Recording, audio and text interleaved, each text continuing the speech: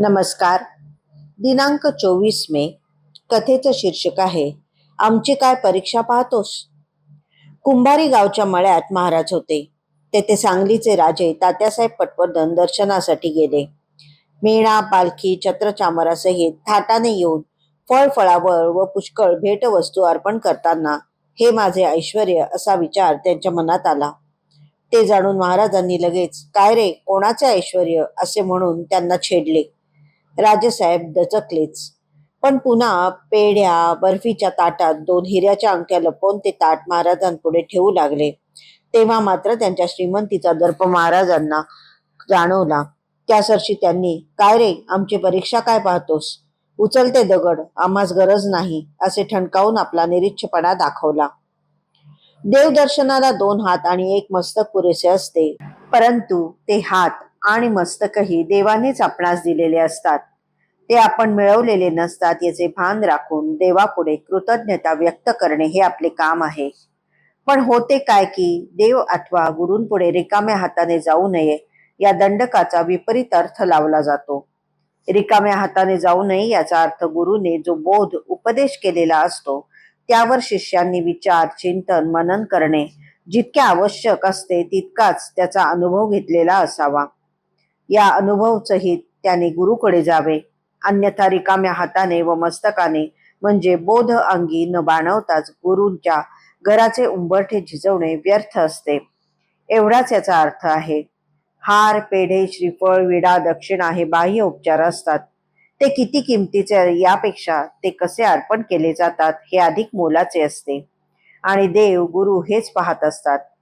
कृतज्ञता, प्रेम, आदर, भक्ती याऐवजी अहंकाराच्या आवरणात हार पेढे बांधून ते आपण घेऊन जातो आणि त्याचेच प्रदर्शन करण्याचा अव्यावसायिक व्यापार आपण करू पाहतो. देवाला आणि गुरुला नेमका याचाच तिटकारा येतो आणि म्हणून ते दूर लोटताना तो काही मूलभूत प्रश्न विचारतो. हा थाटपाट कोणाचा? तो तुला कोणी दिला? तू कोण? कोठून आलास? याचा काही विचार कधी करशील की नाही असे तो विचारतो.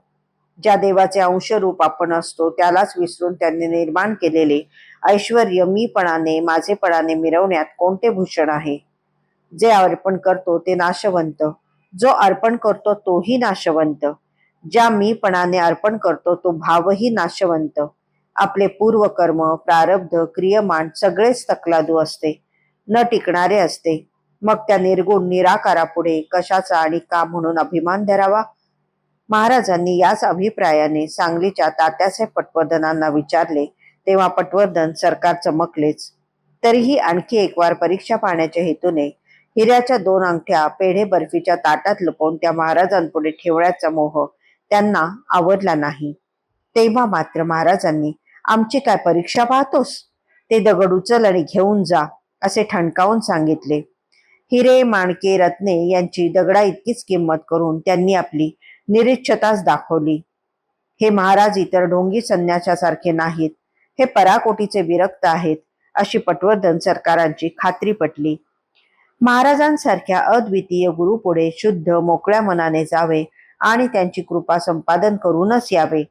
खाली हात आओ, दुर्वा लेके जाओ असे श्री साईबाबा म्हणत असत. याचा अर्थही हाच आहे, गुरूंपुढे अहंकार रहित होऊन जावे. सारे ईश्वराचेच तर असते, त्याला आपण वेगळे काय ते देणार, असाच विचार मानस पूजेत केला जातो. श्री गोपाळ बुवा केळकरांच्या करुणा स्तोत्रात आणि व्यंकटेश स्तोत्रातही हाच विचार मांडला आहे. आपला अहंकार घालवण्यासाठी ही स्तोत्रे नित्य पठणात स्मरणात असू द्यावीत. डोंबिवलीचे परमपूज्य गुरुवर्य श्री अण्णा गद्रे हे एक श्रेष्ठ दत्तभक्त आहेत. त्यांना भावावस्थेत स्फुरलेले एक पद हाच विचार मांडणारे आहे. ते असे: तुझ्या वनातील तुझीच पुष्पे तुलाच अर्पण करू, गुरु रे पूजा कशी मी करू. धृपात तुझी, दीपात तुझी, फुले वाहू तर फुलात तुझी, कशी तयारी करू पूजेची, कैसे पात कहरू, गुरु रे पूजा कशी मी करू. तन वाहू अन मन वाहू तर मी नच माझा हक्क न मजवर, कधी झालो तुझेच मंदिर देवा विश्वंभरू, गुरु रे पूजा कशी मी करू. जे पहावे ती तुझीच प्रतिमा, चालावे तर तुझी प्रदक्षिणा, कर्म फुले तर चरण धारणा, मी तर काय करू, गुरु रे पूजा कशी मी करू.